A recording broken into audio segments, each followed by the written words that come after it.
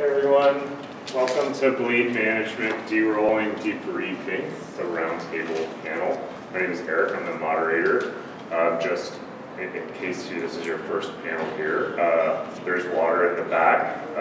The doors are closed, but the doors are actually open, so you can leave at any time, feel free. This is a roundtable, so it's going to be on the conversational side, but we want to make sure that everyone has a chance to speak. So like if you have a question or something to add, hands raised is a great way to get our attention, and then we'll just see how it goes. Shall we introduce ourselves? Hi, my name is Kim Sward. They, them, or AM pronouns, please. I'm involved in Intercom. I'm a member of the NEAL board, and I do a lot of work with safety as well. Good, nice. I'm Alex Rowland. I am a freeform designer. Most people probably they do know me probably through the safety circles, especially the larp counseling clique. It's very small. Hi, I'm Raquel Skellington, and I'm mostly involved with a lot of online YouTube work through larping. I also work with a lot of companies on the back end for sensitivity issues and also graphic design. Hi, I'm Lynne Bowman. I am a LARP scholar and organizer and designer. Lead is one of my topics of interest that I've published on in the past. My name is Nielsen. I am from Oslo, Norway, and I work as a professional LARP maker there with a small company making mostly educational LARPs. And to be in this panel for me is a little bit scary because I don't really know the discourse here. I don't know so much about what you have been discussing in the US scene lately, so I think I'm here mostly to listen, but maybe to provide some Nordic perspectives every now and then. Well, and thank you to all of our panelists for being here. Yeah, it sounds like we're going to have a great variety of perspectives on these topics. So to start with, wonderful panelists, I thought we would maybe take a step back from the jargon of bleed and talk about what is bleed. So I don't think there's a right answer here, but it would be great to get everyone's perspective on what they think about when they think about the term bleed.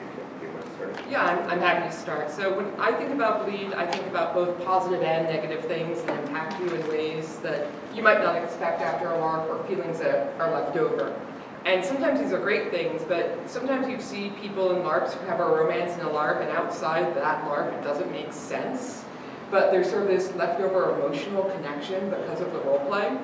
But there's also, bleed because of trauma or things that are upsetting in your life, which you need to take care of yourself afterwards and make sure that your emotions are taken care of and that you're physically being self-aware, I guess. Sometimes things hit you out of the blue that you're not expecting. So. I have a definition. My operating definition is that it's sort of it is behavioral, emotional, affective ambivalence, of which the etiology is LARP.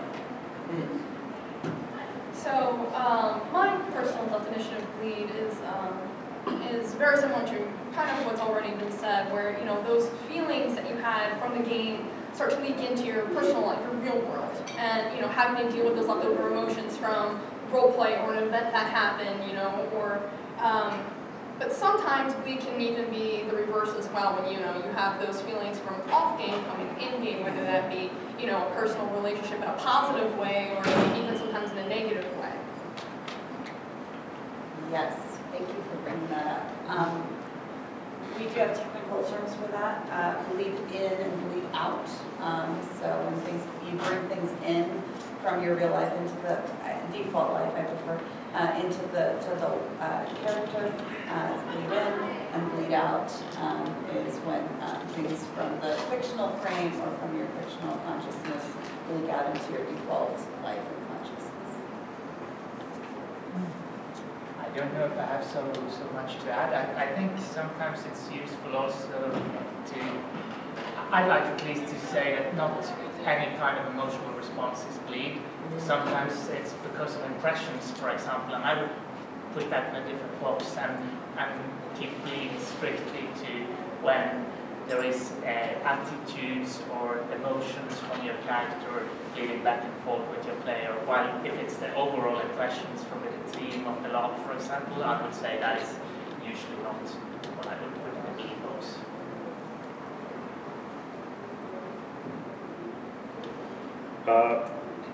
Great. So, if folks are comfortable, and pass or like a thank you is always a perfectly fine answer to this. Would folks be willing to share an example of bleed from your own experience or something that you've witnessed in the game? Alex, do you mind starting? I have a pretty strict confidentiality, but I don't really LARP a whole lot anymore. I do a lot of LARP counseling, and anything that's given to me through that is pretty confidential. Otherwise, it doesn't really work. So I'm going to take a pass, and I also think that there are some people here who have some really wonderful examples. So cool, thank you. Yeah, Please. An example of bleed, I think that affected me, when I first started LARPing, I was about 15 to 16 years old, so smack dab in the middle of high school, very impressionable, very insecure teenage girl, and probably my first instance of bleed and really experiencing that was in actually a positive way, where the friendships I had made in-game were starting to bleed out into my real life, because I was very ostracized when I was in high school. So to find people that were in that sphere and liked what I liked with the enthusiasm that I had was like, yes, oh, it's so good. But sometimes, even when that was happening, it was good, it did end up turning into a negative thing, because, you know, sometimes people develop crushes and feelings aren't reciprocated and they take place and things happen in game that reflect that. And that's sad. There's been a couple of times where I've had to distance myself from another player because I didn't feel comfortable playing a relationship with them anymore, because they had expressed feelings to me off game, or maybe hadn't communicated with me beforehand, you know, how they felt about me off game, and were trying to use the in-game world to get with me off game. And that started to make me feel really uncomfortable. And another instance of bleed that I had when I was growing up, I was probably 17. I was playing Dystopia Rising, which is a post-apocalyptic game. I was part of the New Jersey chapter. And my character Dexter was rampant alcoholic. And she, like, I actually physically drank out the entire game. Like, I was so hydrated that weekend, it was fantastic. But I went to a party right after game off, and I noticed that I was drinking a lot. It wasn't illegal at the time, but, you know, I went to a party and I was drinking way too much, to the point where I realized that, like, I was still lapsing into that, like, sassy attitude that I had at game, and I had to catch myself for a minute and be like, whoa, you know, this is this is not good, you know. So I've had instances backwards and forwards. It still happens nowadays too, but I feel like I've gotten a lot better at detecting those, you know, when things are starting to reach the bleed barrier, and like cutting it off before it happens, or addressing the problem with the people involved before it gets worse. Yes, I have many examples. I don't know that I feel completely comfortable sharing a lot of them. But actually, for me, it's often the reverse, where I actually develop reciprocal romantic feelings for somebody after sharing very intense romantic moments in game. And I would say one of the ones that was really affecting was at New Elementary School when I was playing a very young version of myself, and a version of myself that I admired in a lot of ways, but still had a lot of the emotional issues that I think I probably still have, but were just so much more raw and so much more my teenage young adult self. And so when I came home from that experience, I experienced about 3 weeks of very intensive, you know, lots of crying, lots of processing. And, you know, I think of those things not as positive or negative. I think of them as opportunities to reveal parts of myself for growth and transformation. So that's one of the things I'd really like to discuss, is ways that we can take that period of bleed out that may feel negative at the time or feel overwhelming, and what we can learn about ourselves through that process, and and take from it back into who we would like to become. I think, I don't know if I have any extravagant war stories of bleed, but I think that if we have larped, we have probably bled, because I think that is something that happens all the time, from the tiny things like bleeding, just as simple as people you have seen before, you know them already, you feel a little bit more safe with them, probably your character is more inclined to get in touch with them somehow, to the romantic relations that it takes some time to wear off after playing. I think that's quite normal. I have had my share of those, and also friendship. Sometimes after a LARP you sit next to someone and feel like, oh, we are friends, aren't we? And then realize, I don't know anything about them. But I don't know if I have anything worth mentioning. Yeah. So I have, at one point I played a character that was basically a crow and was obsessed with eyeballs. And this was not that bad in-game. But Halloween rolled around and I was in Target and there was suddenly a wreath full of eyeballs and I got so excited I jumped up and down and started clapping and I reacted in character to this ridiculous eyeball thing and I caught myself third time around as I was jumping up and down being excited, by myself I should add, and realized what I was doing. And I had accidentally programmed myself to have an eyeball fixation for a little bit. And that's an extreme, silly example. I have some not silly, not happy examples too. I have some personal trauma in my past, and one of my personal trauma has some memory loss associated with it.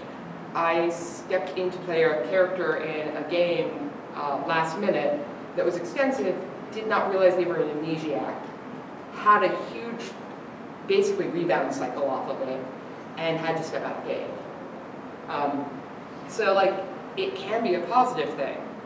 It can also be something that can catch you off guard. Absolutely. Like, so I went to Fairweather Manor in Poland this past November, so November of 2017.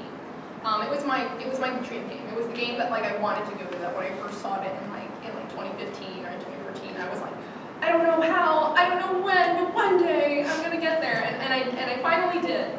And it's a one-sentence description of what Fairweather Manor is. Oh, and Fairweather Manor is if you guys have seen a show like Downton Abbey, it's very much, it's a period LARP where it's taking place right during World War I, and you're all fancy nobles drinking tea, and there's a marriage going on, and everyone's tee-hee-ha-haing with nobles.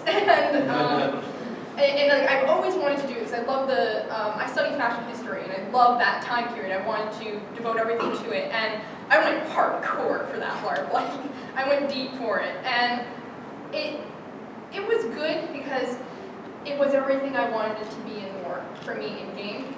And there was a lot of personal fears I had about that I'll touch on a different panel. But coming out of that game, you know, because you go in and you have a family. There's like different families. There's the American family, there's the Belgians, the French, etc., etc. I was part of the Irish family. And our little group was so tight-knit, this little family that I had talked to some of these people for like weeks before game, like months and weeks preparing how to be a big sister or, you know, how to be a good daughter and stuff like that. And after, you know, all that build-up and finally playing out that game, once it was over,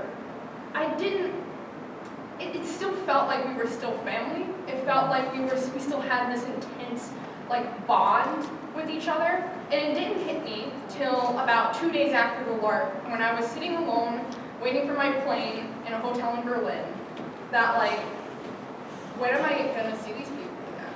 Like, when am I gonna see my friends? Like, when will this happen again?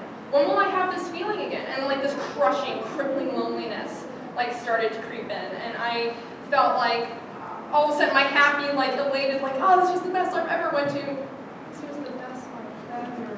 And because like I didn't know how to deal with the loss of those relationships or not being able to hold on to those feelings. But you know, almost 6 months to 7 months later, I'm still friends with all those people. And once that like initial loneliness or that game drop and that kind of bleed came, like I came out from it. It took about like a week, honestly, for me to come out from it.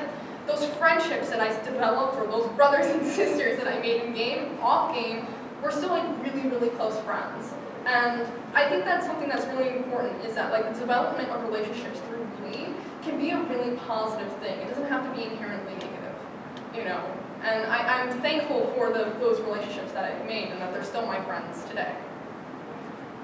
So thanks everyone. Moving from like the experience of having Bleed or seeing somebody experience Bleed, moving to like the management of Bleed, it kind of why? Like what are the reasons we would need to manage Bleed, and so what are the risks of not managing Bleed? Sarah, do you mind starting? Sure. The reason I'm laughing is because I spent many months studying this. I think that risk is a really good word. I don't like the word danger. I'm really preferring the word risk. I think that all LARP is risky. I think, you know, we're playing with some pretty sensitive emotions, you know, creating family units that, you know, you're having these very intense experiences with, or having romantic interchanges with, or playing out oppression dynamics, or whatever it is. Even if it's just, you know, experiencing being part of a team and going and defeating a dragon. I mean, those are bonding experiences, right? And it doesn't have to necessarily be something that's like emotionally depressing or intense, but it can feel very intense, and it can feel, and in some ways, more real than the default life, because we tend to keep everything at a very low level of intensity, or try to in default life. And because of that, there's this experience of ephemerality. Like, I'm never going to experience that again. I had this incredible moment with this person, and now it's gone. And the person's gone, and the fiction's gone, and the person I was is gone. And who am I now? And what did that even mean? Did it mean anything? And do they feel that way? And you know, or if it was a negative experience, or what is perceived as a negative, let's say, antagonistic dynamic. Did that person really mean to do that to me, right? Like, were they trying to target me to hurt me as a person, or were they just playing their role really well? And how do you have those conversations is part of this, and I would like to really focus on that. Bleed management for me is not just about what happens internally, but it's also what happens socially, and how we navigate our community dynamics afterwards. How do we determine, how do we make that transition between what those very intense experiences and returning back to our lives, when maybe some of our memories or our thoughts are still really partially in the game, for example, and it's hard to focus on work. That can be an issue. Or maybe, you know, it's like you're not sure when you're going to see these people that live halfway around the world. I mean, I know those feels. Like, and so, how do you? What kind of life are you carving for yourself now?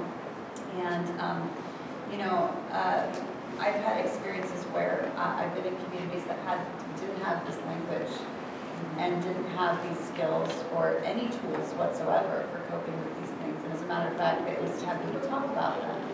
And quite frankly, I experienced quite a bit of emotional breakdown as a result of that, and felt extremely alienated. And one of the reasons I feel very passionately about this topic is I want to help others I can't stop them from feeling alienated, right? I can't stop anybody from feeling anything, but hopefully we can sort of provide some tools and some support. And one of the goals of like the counseling work and the debriefing work, and you know, building networks of safety net of support can help people feel like, A, this is actually normal and it's fine to have these feelings, and B, people are there and want to help and take care of. Not everybody, but the people who do want to help, you know, guiding people to those that have tools and can provide support, I think is super important. Alex, you're nodding along, and from your experience, do you have more to add to the risks of not managing bleed? I agree with everything Sarah has to say. I think I approach this, I'm a psychology grad student, so I approach this from a slightly, Sarah's very experiential, right? And like also like, I don't know, sociological perspective. I'm not going to put words in your mouth. I would say that, so it's important because LARP is an antagonist, let's say. It's exhausting, it depletes all your resources until you can't have no more to give. It is the nature of LARP. You don't have to get into like the neuroscience of it, but like you just like your physical, cognitive, like your neurological resources are only have you have a finite amount of them, and eventually you will run dry, and that's when things like bleed, which is will act as like an antagonist to like your pre-existing conditions, for instance, or maybe just underlying cognitive ideation, right? And that's when you get surprised and hit, and that's when it becomes like a bad thing. When otherwise, right, it can be a very, very positive experience as well, but it's important to manage so you have the freedom to play with it. The way Brody and I have been talking about it in the work we've been putting out now is that referring to navigating the intervention of LARP. We see LARP as an inherently psychological experience in which you are being intervened upon by something that is uncontrollable and very powerful. And if you have your resources put together, and that is your biological and neurological resources, you have a much better chance of navigating that in a very positive way. And that's where resources, like management resources come in handy. I would add to that because LARP puts you into altered states at some times, because a lot of times if you're low in sleep, high on energy, high impact, you're going to make decisions you wouldn't otherwise make. Cheers. And, okay, most of the time, all the time. And you need to have tools to deal with that afterwards. So it's why having frameworks in the community really matters. It's why having a structure matters. Whether it's formal debriefing or informal conversations or some sort of process or a network of people to talk to. Mark, do you have anything to add to this? The risks of not managing bleed? I think a lot of good things have been said. Several of the panelists have been touching upon it, but I think the most important thing is just to communicate that this is normal. It's not something that happens only to you. It's something that happens all the time. And when it comes to tools and to structured debrief and all these things, I guess we're going to touch more on that later, but that can be probably useful sometimes.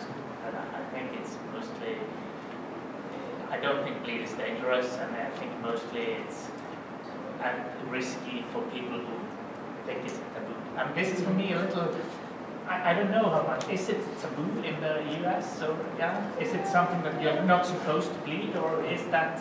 Yeah, I mean, I would say some people treat it like that. I think they're not supposed to. I think it depends by community. Yeah, that's true. Yeah. It certainly was extremely taboo for my entire LARPing career until really I came to Peabody for the first time. It was the first time I heard people openly talking about it and saying this is normal. And that was in 2011. So I think a lot has changed in the discourse. I think that there's a lot more people openly discussing it and normalizing it, and writing on their wall, I'm having bleed, which I love seeing, because I'm like, they're not only are they acknowledging that they're experiencing it, but they're asking for help, and I think that shows to me that the community is also ready to have that conversation and to support each other. But there are still places where you'll be encouraged to walk it off, or if you're having some sort of reaction, it's your fault. It's there's something wrong with you. You're taking the game too far. Or you shouldn't be. What I see is you shouldn't. If you can't manage your shit, then get out, right? And that's another very common. And I see that on a lot in the U.S. way more than I. Yeah, thanks so much for that. Martin, you kind of already helped me segue, right? So now that we've established that there is a need for managing bleed, or helped to us to recognize that need, let's talk big picture first, and then maybe we'll get down to specifics. But big picture, what are some strategies for managing bleed that you've either seen be successful or have personally been successful with you? Raquel, do you want to get us started on this one? Yeah, so this actually goes back from when I was a kid, way before I started larping. My dad used to take me to like haunted houses, or we used to go to like little fairs and stuff like that. And I never wanted to go through the haunted houses. I was way too scared. And he would take my hand and he'd be like, "No, baby, like, you're gonna have fun. Let's go, let's go." And I'm like, "No, no." And he would always look at me and he would say, "Baby, it's all fake. It's all fake. It's all pretend. It's all pretend. You're gonna walk out of the haunted house. You're not gonna die in the haunted house." And he always used to say that to me. He said that to me from the earliest I can remember was probably around 4 years old, all the way till I was probably like 10. And having that mantra, like, "Baby, it's all fake. It's pretend." When it comes to, for me, like situational bleed, meaning like, you know, if something scary happened to me in game, right, and I have to deal with like that fear, at the end of the day, I have it known to myself that like it's pretend, like it's fake. It's not really gonna hurt me. I'm gonna be okay, and that's allowed me to be able to cope with some of those fears, so I actually can push myself a little bit farther and delve into, you know, darker stories, more horror, you know, and things that I really probably wouldn't have faced. That mantra allowed me to just be like, okay, like it's pretend. At the end of the day, it's pretend. It's advanced pretend, but it's pretend, and I'm gonna make it through no matter what, you know, and maybe I'll grow from this or I'll learn from this, and that's really helped me cope with, you know, situational kind of stuff, like dealing with the effects of an event, or like killing a dragon, like dealing with that after.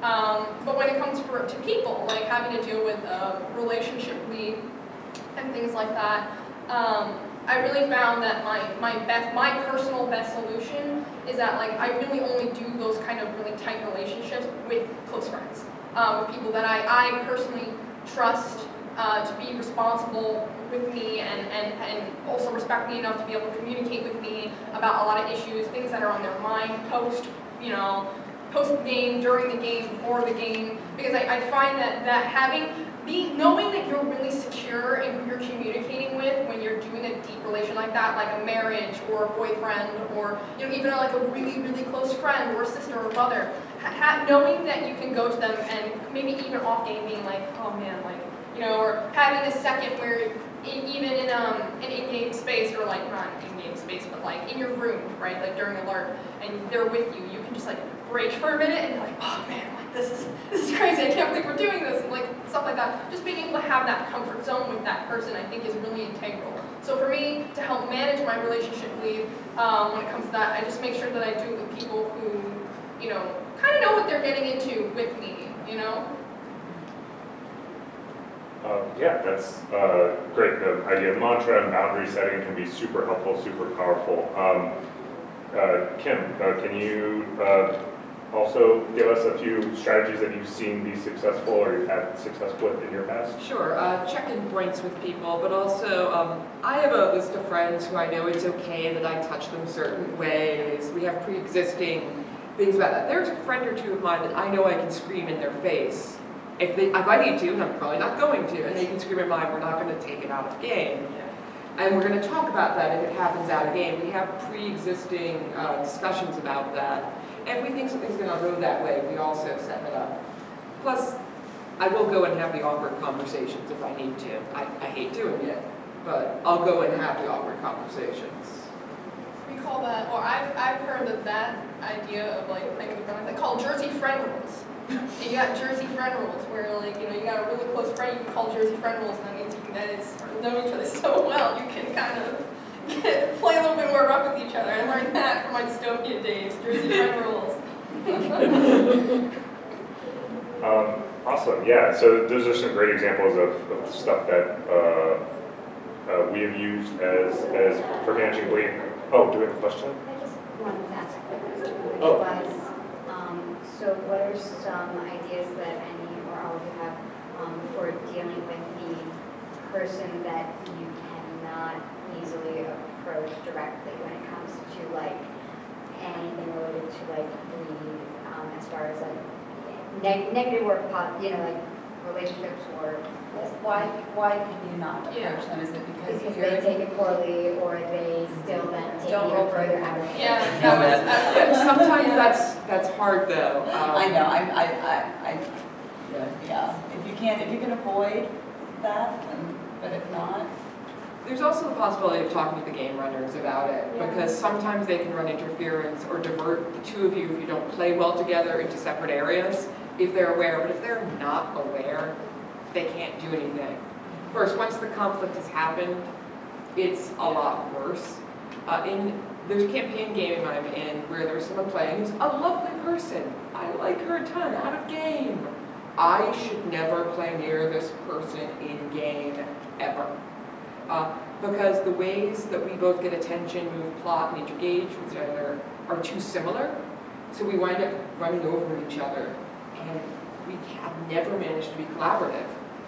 And I wound up in a game in the last year where that was going to happen, and I wound up writing the GMs like, look, love this person, please, please don't put our personal plots that you're writing anywhere near each other. And that's the best I could do for both of us, really. I think there's some self-awareness that's needed there on yourself, and like knowing, you know, your own boundaries and like how, like if you know that this person is maybe not the best at handling X, you know, give yourself a little bit more to be like, oh, okay, maybe I'll like divert this way, or like I'll avoid this, or if I do role play with them, I'm not going to touch X, or I won't go there, or I'll reel it in a little bit, you know, because different people have their own different boundaries and their own different limits, and so, knowing your own and trying not to infringe on theirs, especially if you know it's a pre-existing thing, I think that's the best that you can do. You can only do the best that you can do to minimize something, you know. I think on the same thing, if you know someone who's an intermediary, try to reach out to run interference. I mean, that's the best thing. Like, if you don't communicate well with this person, maybe you can get someone help. I mean, at some point it turns into high school gossip club, and we don't need that. But if you can't talk directly, you're kind of stuck. Yeah, that direct communication, I think, is probably the most important tool that we all have. It's like, I have a friend, a lovely friend, and we can't even play board games without being in their spaces. You know, it's horrible. And so when we LARP together, there's this wild lead-in, and it's very, very challenging. So we decided to, we role play at like half speed, which doesn't necessarily, is not like a chronological term here, as much as like the energy we put forth, the intensity. We both agreed that like we're forever in the same situation, room, like let's we know what we're gonna do, so let's please acknowledge that and be proactive. And I've been learning a lot about conflict resolution, and both in my study of LARP communities and also studying mediation strategies and stuff. And holding grudges, it's really, really hard not to let go of that stuff, but you kind of need to let go of that stuff, because especially if you're having to interact with this person long term, it's just going to continue to fester and become a problem if it's not resolved in some way that feels satisfying for both parties. And you may not get there, but if you can find a way to let go of it and try to avoid that person if possible, so it's not constantly being re-triggered, then that might be the only thing that you can do. On the flip side of that, if you can actually manage to have a positive interaction with them, it could fix it. But if you have a weird history, that may not happen. But sometimes that will help smooth over the edge of a different paradigm. Alex, you touched on something that I found really interesting. That's this notion of actions that we can take prophylactically to mitigate risks up front. Like, because a lot of the discussion around managing bleed is like, what do we do after it happens, right? What do we do after the game? Can you maybe talk a little bit more? You gave us one example, right, of I have a boundary with this person. Are there other examples that you can give us of techniques to mitigate beforehand? Sure. I think, so that is a good one, but the downside of that, of course, is having to know someone very well. The person of which I was speaking, I have known for well over 10 years. And we have played a lot of Twilight Imperium together, and I know that we can't sit at that, we can't play that together anymore. And so, and most LARPers, especially if you're in the blockbuster scene, you are not going to have that opportunity, right, to know that person, really in any amount of intimacy, with any degree of intimacy, I should say.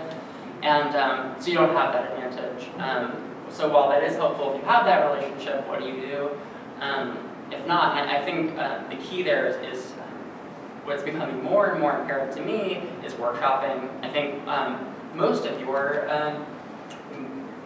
not most, many of these problems can be mitigated, solved by designing workshopping that allows for intimacy calibration before going in, as well as establishing, getting to know one another's behavior, and noticing behavioral trends of other people that maybe don't mesh with yours. You get a good idea once you're in proximity, maybe just doing some sort of warm-up, whether what are your cognitive reactions to being around that person. I think these are, and also learning to be around people is a challenge in and of itself. And all of these can be solved through extensive workshopping. The challenge there is designing it for the experience, and that I think is something that we're going to see more and more need for, and we're also getting better and better at it. Yeah, so opening up that topic to the rest of the panel, any upfront mitigating practices or specific workshops that you've seen to be successful in helping the bleed process to be a healthy one?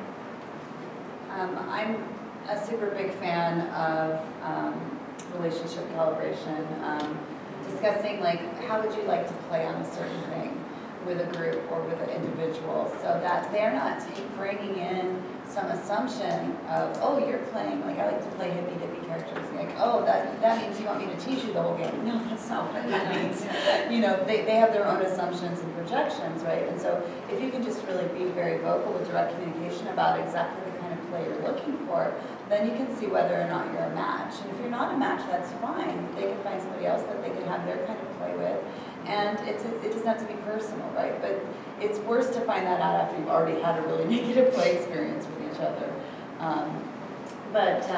I also would like to add to what Alex was saying, that safety in general in the workshops I think is important, however you decide to design it, whether it's with a lot of mechanics or not. But having it be a front and center conversation, that is an important part of this community, and that players are more important than LARPs, which we shouldn't have to say, but it really reinforces, because some people do feel like their personal experience or their game experience is more important than the feelings of other people, and they get very heavily invested. And it makes sense, especially if they've invested a bunch of time and money and energy, and they have this emotional attachment to this character and the outcomes of these goals or whatever. But just being aware that this is a community experience, and that everybody's experience is just as important as the individual's experience, and trying to having that be part of the play culture during the workshop, I think is really important.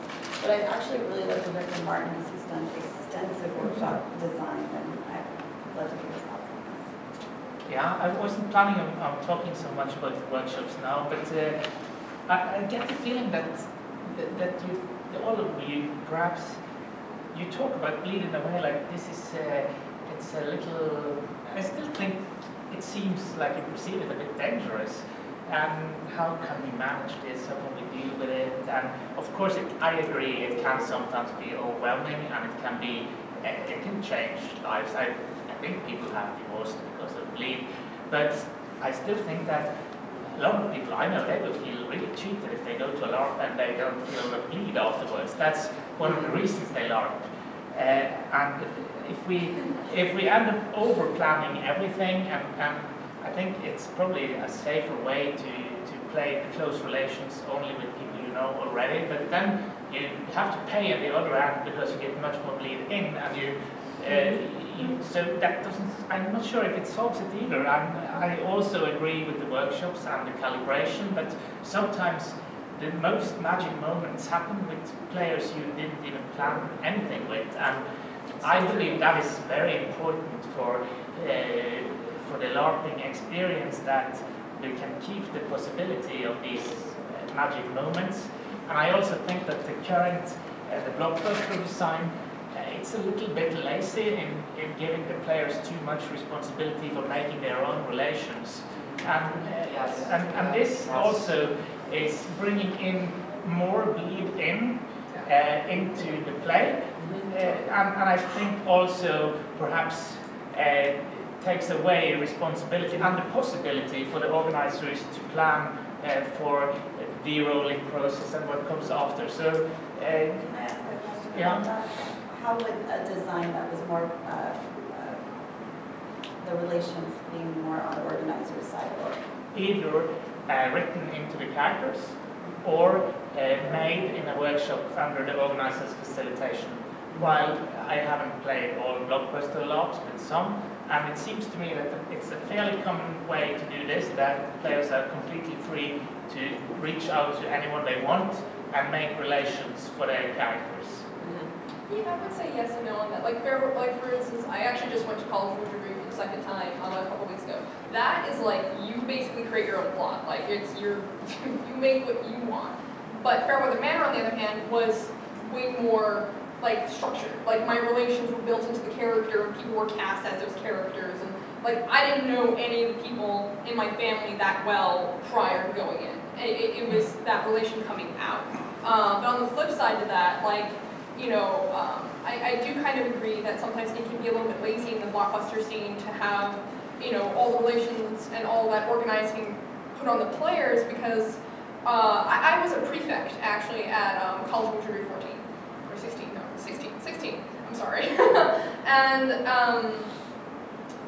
while it was a lot of fun, you know, the prefects had to come together, us, off game, prior to the game beginning, and going, we should probably make a debrief session just for prefects so we can talk about the things that we would understand. But it was up to us to have to put that together. So, you know, we made an agreement that, you know, after the house cup was given and right before the after party would begin, we'd all sneak off to the library and we'd talk. And it was so good. I am so glad we did that, because there were a lot of frustrations that, you know, if you're just playing a student, you're not going to understand, because prefect is kind of like half in and half out of game at all times, because you're worrying about your house from an off-game perspective, making sure that everybody's having fun, because it's your responsibility. You know, you're making sure that things are functioning well and players are taken care of and everything's organized. And then on the in-game side, you're facilitating play. You know, and you can volunteer to be a prefect, and you volunteer for those. I mean, I volunteer for those responsibilities. But it was nice to come together off-game and, you know, cry or be like, oh my God, this was so difficult, and like, I'm so glad we were able to get through this, or like, I didn't think this was gonna work, we just won the whole thing and it ended up being fine. And like, but only us, we would understand that. But I don't necessarily think it's completely fair to have put that responsibility on us to make that debrief, if you understand what I'm saying. You know, I believe that there should have been some formal organizing with, you know, knowing how much, you know, if the organizers feel really, really stressed, and, you know, the NPCs feeling really, really stressed, well, of course, the prefects, the head of houses, have to organize everything from their houses. They have to organize, you know, the initiation, you know, going to classes and make sure everybody's happy, pre-game, organize how the house is going to be.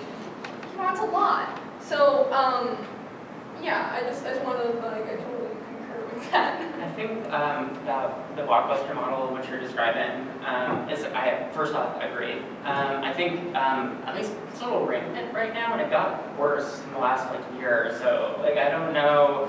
I think it comes from a good place. It comes from a desire, I think, to run like.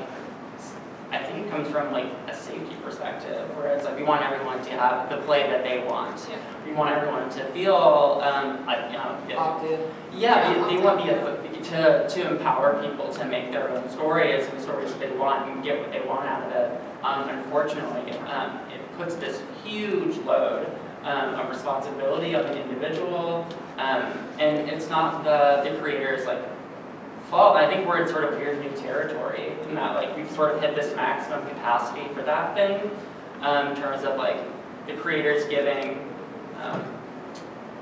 control, almost complete authorial control over. I'm personally in the field seeing it have really like bizarre effects in terms of people just being unable to participate because of that, the weight of responsibility. Did you have a question? Yeah. I have a question about what we are talking about concerning big LARPs. Like, has anyone tried this for a LARP, say 200 or 500 people, where you can have different connections and relations with people from, say, the other kingdom, and it is impossible to make sharing for all these groups of people all together. So you have probably to do it like in small groups, but then you miss something. Maybe anyone has some other ideas how to do it, how to let people share these experiences and to talk about it when we have such big amount of people involved. I've only seen pictures of games that big. Yeah, I haven't been involved in games that big. I do have some groups that do big forums, people share stories, and actually they fanfic their characters afterwards to help, process their emotions. But There's only been one game that I went to that was like of gargantuan size. But it wasn't really, I wouldn't really consider it a LARP, it was more of like a battle game, and that was Debriefing in Canada. But that was more of like a war game where like people were kind of just fighting with different names.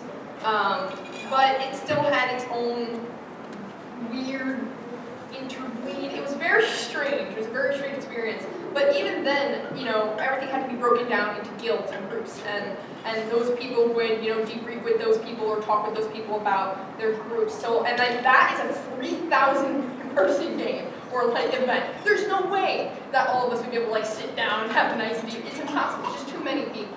I think at some point you do reach a maximum, like you were saying, like a capacity where you just. Then when you have so many people, it has to be broken down into groups. Otherwise, nobody's going to hear anybody, or nobody's going to be able to express anything. It'll just be lost to the void. In some games where I've seen where it's crossed into 400 to 600 people, I find that again, it's still, even though people aren't put into groups, they find themselves automatically organizing into their own groups to kind of debrief and talk about things without, staff saying, these people go here, or this house talk about. It's just people who have relations trying to debrief in game, and I find that can happen in larger games. It kind of happens naturally. In smaller games where things are pre-structured, anywhere from 60 to 180 people, I find that a structured debrief post-game is very successful most times where it's led by staff. But I think once you start crossing from, I feel like once you get over 250 people, it gets really difficult because it's just too many people. So I think it's important to give time and space in your planning to allow people to debrief, to be excited or talk, and that needs to be explicitly there. You're not just kicking people off the site or out of the area. I'd like to make a distinction between debriefing and war story, though. Those are two separate things, and they're both useful, and they're both important, I think, in some ways. And war story is sort of a contentious term now. We need to think of something else to call it, but because it can be problematic for veterans and whatnot. But the idea being that there's a difference between having the excited, oh my God, it was so cool when my character did X, versus having a shared conversation of, wow, it was a really powerful moment when I cried in your arms, and how did that feel for you? Those are two different conversations. And one of the problems that I have with the after-party model, which I think after-parties are great, as long as there's also an option or several options for people who don't want to immediately just start getting drunk and hanging out with people. I'm the kind of person that actually de-rolls quite slowly, and I have a lot of emotions that need to be processed immediately after that are not, and I get extremely overstimulated by a lot of noise, and especially when somebody's trying to tell me their story in my face. And I love hearing people's stories. I love sharing that with them, and I'm a scholar. I literally record people's stories and then study them later. But when I'm emotionally overwhelmed, like you were saying, like just when you reach that maximum threshold, I can't be in that space. And so I really need more of the structured, like one person speaking at a time, even if it's an informal debrief. And I think that for me, the ideal for any LARP, whether it's 500 people or 5 people, is to have, maybe 5 people needs a structured debrief, but is to have different modes of engagement. And I feel like College Czar did this, right, where there were certain areas where if you needed a hug, you could go over here. If you needed to talk deeply, you could go over here. If you wanted to go for a walk or whatever the different modes were, I think that's really where we should move into, because not everybody has the same needs. And also timing is weird. You know, bleed hits at very different times, and some people maybe feeling just fine immediately after the LARP, and then 2 days later they're having issues. And some people need immediately processing to purge whatever emotions they have on their chest, otherwise they're going to carry it with them the rest of the week. And some people really don't want that dumped onto them. Maybe they had an amazing LARP experience, right? So how do we hold space for people in general, whether it's for large groups or small groups? How do we incentivize a play culture really is more, I think, the larger question that, that has a variety of different tools and suggestions. Maybe I can say, hey, I can't be emotionally dumped on right now. I'm really overwhelmed. What do you know, my friend Alex might want to listen to. I do. So, you know, how do we create those structures and have, or just be able to say, hey, you know, you look like you might not be really ready for the after party. Would you like to go for a walk? You know, whatever it is, and really giving those tools, lots of different tools, to participants and seeing what resonates with them. I'm excited. I'm down for the challenge. I want to design a debrief for 500 now. That sounds really cool. I think Come to my country. Yeah, I'll be there. As long as it's not mandatory, that's fine. Yeah. Well, I know debriefs should be mandatory. No, nothing in LARP is mandatory. Right? If you can opt out of the LARP, you can opt out. Yeah, debrief. I think we need to identify these. I'm sorry, Martin. You can go first, but I want to comment on that one. So I think sometimes we lose sight of what the goal is of the debrief, right? Yes. Or the D-roll, etc. Like why do we do that thing? Is it just in vogue, right? Is it just what the cool kids are doing? Is it are we giving in to the hype that is bleed, right? Or are we trying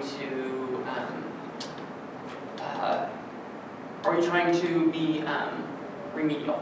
Or are we trying to be prevent something worse from happening, right? I think that goal should change game to game.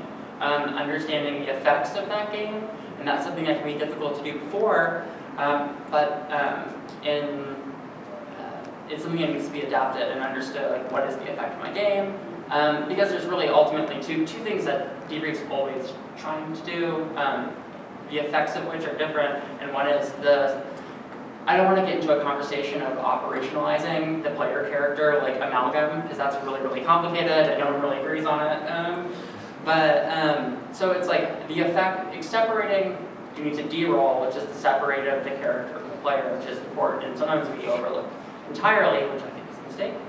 And then there's, of course, identifying like personal behavior and cognition, and then character player and cognition, things that were affected over the past while, and then being able to successfully separate those. And if those are ultimately the two goals, then you need to find, it's just a matter of adapting that and scaling that. And it's a hell of a challenge. I wanted to comment on the obligatory part. I think, of course, we can't force anyone to do anything, but I still think that when you sign up to something, you can communicate to the players that you are opting in for a package now, and you can't cherry pick each thing. And it's increasingly common that you have to take part in the pre-LARP workshop to be able to play the LARP. And then I think from an organizer perspective, you are also allowed to say that you have to take part in the post-LARP workshop or the debrief if you prefer. Of course, then people can still lead, but they are kind of disregarding the contract if they do that. They might have their reasons to, but in particular if the LARP touches upon oppressive relations, everything from couples in oppressive relationships to prison camps, whatever it is. I think that the thresholds should be quite high for the people who have been oppressed to to opt out of the post-op workshop, thus not giving their oppressors a chance to show their human face and to kind of show that they are nice people after all, and it was all something new played. So I think in these cases it's very important that the organizers communicate beforehand that we will not force you, but we expect you to be there for the post-op work as well, otherwise you will probably leave someone else in distress. Yeah, so Mark, there was a comment that you made a little while ago when we were talking about player-created content, like players creating their own characters' relations. And it sounded to me like, or you commented on there being an opportunity for like bleed in. And it sounded to me like that was a concern for you. Could you explain that concern? I think that if you, I think bleed in is, I don't know, I think that is usually something that disturbs your focus, because you are supposed to play a character, and of course we all have bleed in. Sometimes we play with people we know already, maybe we like them, maybe we dislike them, but that is not part of the design of the LARP. That is not part of the idea of how this LARP was made. So I think, of course, it's good if it creates that you feel safe, or that you feel that it's easier to play. But when you bring in your attitudes, I think it goes on the expense of the character's attitudes. When you bring in your own emotions, it goes on the expense of the character's emotion. But this is always there. It's not something we can get rid of. It's normal. It's there all the time. But I do think that a LARP experience is often more interesting if there isn't an overwhelming amount of bleed in. So I think, therefore, it's interesting to play with people you haven't met before, you haven't seen before. I think that adds something to the experience, so that's what I meant. Thank you. But I guess piggybacking on that, like, how do you, I hesitate to use the phrase weed out, but how do you discourage people from like how do you winnow the people who are seeking a bleed experience versus people who are treating LARP as therapy? Use LARP as therapy. Yeah, but sometimes people do it without realizing Yeah. they're doing it. LARP can be therapeutic, Yeah. but Sure. I don't think LARP Should be therapy. So I thought Diana had some really great things to say about this in the last panel, which is that bleed is going to happen, but it happens in a social context, and I think she mentioned this in her keynote as well. And so yes, if you're playing with your trauma, again, I'm not going to say it's dangerous; it's very risky. But also, it impacts people around you, right? Yes. And so, if somebody all of a sudden has to, shift their entire focus to manage you, or their plot or whatever they're experiencing gets completely overwhelmed by whatever you're projecting, then that is, I guess I would call it a negative form of what l.p.lade would call inner immersion, right? It's like invasive inner immersion, right? Where all of a sudden you are sort of stuck managing this thing, which is kind of one of the reasons that we developed the LARP counselor role from Rowland. I was just going to say, it's like the perfect fit in here. Yeah. Do you want to talk a little bit about that? Sure. I mean, I think without getting into brass tacks about what that position is, I could sit here all day and do that. I think it is another barrier of safety, as Sarah so eloquently phrased it. But it's there as like the in-game safety net. It's perfect for this because people do that without knowing it, and they show up and then they crash and burn, and it's nasty.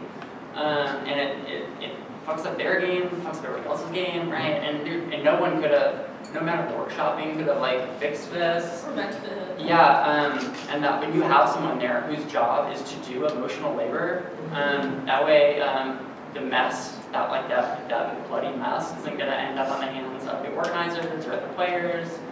There's someone there who's like, who is trained and knows how to, and I think the big thing is understands LARP, and understands the epistemology of LARP theory as well, because that's a really valuable tool in handling these situations, because you can there's like a amount of psychoeducation involved in a way, right? Where you can say like, hey, this is normal, this is probably what's going on, like and then de-escalate, right? And get that person reintegrated or get them out, right? It's a really unique, underutilized layer of safety that is really important for our larger games when things like that are bound to happen, especially in a LARP culture that is increasingly pushing playing with bleed, which is something you're seeing more and more of because a lot of people aren't like, as Martin said, it's not something to be afraid of, right? And I think people are just like really digging down into it now and like, going for it, which is great. But people might be messing with material, like cognitive material that they're not like Ready for. right, yeah. And it's They a haven't developed the tools to regulate. Yeah. or don't know it's really there, right? Yeah, that totally happens too. Yeah, you said bleed can come as a surprise, right? Yeah, and it can sometimes hit you like a train, an unexpected train. So I think that it's a tool that we talk about safety mechanics a lot. There are things that become staples, which is a whole other thing to talk about. But that is not one of them, and it shouldn't be used for every game. But it should be something that is considered for every large game. At the very least, having a safety team, whether it's an in-game person or not, but somebody who its job it is to field those kind of situations so the player base stuff isn't having to do it, or the organizers who are already tasked with other types of labor that they need to do. Yeah, I think we had a couple more questions. Yeah. Way back. Just to go back to debrief for a little bit, what are some of your favorite techniques specifically? What does that look like when it's working really well for you? That looks like smiles. I don't know what's much for me. Well, if it's okay. So when I'm debriefing, right? My debrief process tends to be pretty fun. I like to think I like to share stories like, dude, when you almost pretend strength me against that wall, that was so awesome, man. Like I love kind of going into those feelings or like, whoa, you actually struck serious terror. I thought you were gonna kill me. Like it was so cool. Like I love sharing those stories and sitting down with people and really bonding, or like, what were you thinking during that moment? Like, why did you do that? Like, I went to this, when I was in Denmark, actually, back in March, I went to a Danish vampire LARP called Nielsen. And it was just a LARP. One of my friends invited me to, because I was in the area, he's like, yeah, come to my vampire LARP. I'm like, okay. So I basically played the epitome of vampire bait. She was a throwaway character. I was expecting her neck to get broken by the end of the night. It didn't happen. This is a whole other story.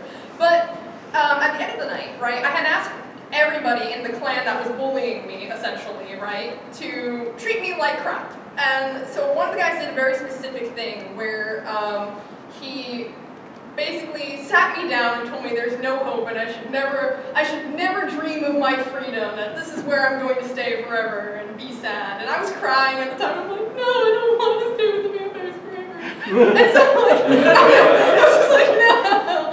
And I sat with him, he goes, bro, it was so hard for me to be me to you in that moment. He was like, he's like, you were crying, and I was going to start crying, but I had to be mean. And it was like a moment where I was like, oh, Andreas, you're the best, man. Like, thank you for being so mean. Like in that moment where sometimes you get to find out the meaning behind interactions, or like, oh, when we had this scene, I was thinking this, but what were you thinking? And that's one of my things I love about debrief, is finding the why behind certain scenes, or like the how, or how did you do this, or how did you do that, and even in a more practical sense, like not even necessarily dealing with the direct emotions of a scene where, for instance, again, referencing the vampire part that I went to, one of the vampires got into a fight, broke a guy's arm, but he had a tiny shot glass in his hand, off-game, and cracked it. And it sounded like he actually broke the guy's arm. So after the game was over, and when we were like kind of all debriefing, I was like, how did you make that sound? Like, what did you do? And he's like, and we got to share all these techniques about how they do all these stage combat things, and it was really insightful and really fun. I don't think that debrief always has to be heavy and sad. It's not for me personally, but I think when you're able to kind of share those stories or get the why behind certain scenes, it can really help. Even the why behind antagonistic scenes, where either somebody was bullying me or I was bullying them, learning like, oh, what in that moment made you cry, or like what made you run away or scream or do this. And I think that's, in a way, it's rewarding for both sides, because it's like, oh, you got to As a facilitator, how do you make that happen for players? How do you give them that experience?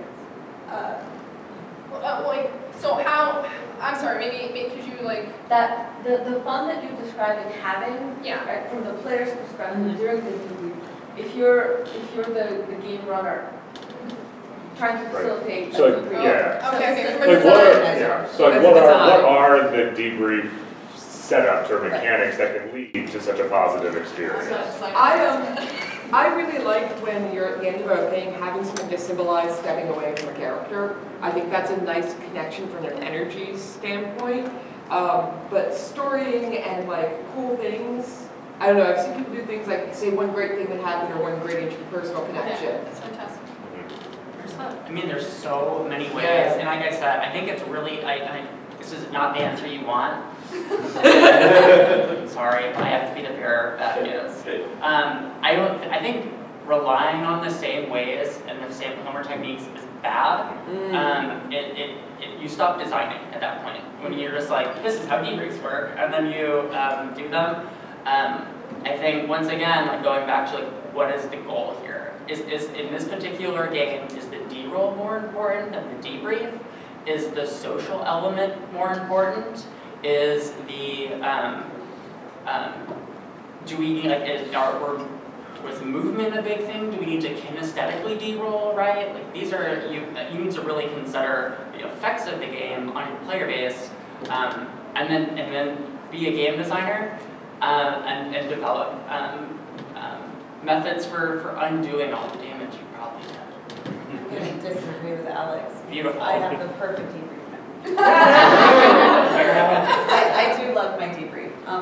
So it starts with a D-roll that is very similar to what Kim was describing. You find some way to symbolically take off something of your characters, or say I was this person, I am not this person. And then one thing, this is in the borrowed from Nordics, but one thing you would like to take with you from the character, one thing you would like to leave behind, that's a very powerful thing. And I've been learning a lot from the spiritual communities that that's a really great way to pull space in general, and we should be doing it in workshops as well. What would you like to bring into this experience? What would you like to leave out of this experience to really help create space? And so that's like a really powerful thing. And de-rolling, and then what was your most intense moment? I like that question because it can be anything. It doesn't have to be, traumatizing. It doesn't have to be, it doesn't necessarily lead to the war story though. It's what was your most intense moment, right? So it's something that was serious, probably. And then kind of bringing it into what was your most exhilarating moment, or exciting moment. And that can be a moment that was exhilarating for you, like when you heard the crash, but was terrifying for your character, right? So it's what was it that, so you're kind of bringing in the peak experiences really, and just creating space for authentic relating, where one person, like we are here, where one person at a time can speak and share. I think that's really important, and I think that's really what distinguishes it from a war story for me, because war stories tend to be unstructured and tend to be everybody's talking at the same time. Or sometimes it's a monologue that you feel trapped in, which is a different problem. And then bringing it into from the personal to the group, having a group share where everybody gets to talk about what it was like to be part of a group experience. Because as we start the game, and if we do a workshop as a group experience, why not leave it as a group experience? So you'll have the opportunity to share maybe that hard thing, one hard thing. Not spend 2 hours sharing the hard thing, but you have your 5 minutes to share the hard thing. And then that work can continue later if you need to debrief more on an individual basis. And I've seen people run, for example, Google Hangouts 2 days, 3 days afterwards, and those are tremendously helpful, and they're opt-in, so it's not like people feel stuck there. The debrief that I'm describing takes 45 minutes. So it's not like it's a way for people to slowly transition out. And in the LARP that I just ran, Epiphany, which was actually, we were basically playing ourselves, we had a reflection hour before the debrief where you could create a piece of art or you could go for a walk, but you weren't really allowed to talk to each other. So adding even more time for that transition, and where you could create an artifact, imbue and some sort of something with the energy of that experience that you just had, and then you can take it with you. That's nice. Yeah. I will say though, like, if I'm honest, I actually don't usually go to the structured debrief after a game. I won't admit it. I usually don't know. I need to leave, but I usually don't, because after that game office call, I'm actually okay. For me, this is very personal, and I think sometimes we talk about bleed in a general objective sense, but you also have to remember that it's also you. It's personal to you and how you deal with it. You know, so for me, like when the game ends, like I'm ready. Like I'm gonna go get changed, take this wig off I've been wearing for 3 days, and like go have some fun. Like I can't wait. But my debriefing, or the way I guess maybe I handle that, is I go to my friends that I had these memorable scenes with, and I talk to them about it, or you know, people come to me and we talk about it. I tend to like it on a more individual playing level. That's how usually for me I feel like it processes better, because I feel like sometimes in a group thing it's nice to have those structured ways, sure, to debrief. And I have been to a formal like debrief after a game. I just if it's an opt-in or opt-out thing, like if you have to, it's a choice. I usually don't, because I like handling it my own way. I like being able to try and meet the people behind the mask at the after party, like meeting them as people rather than who they were for the last 3 days.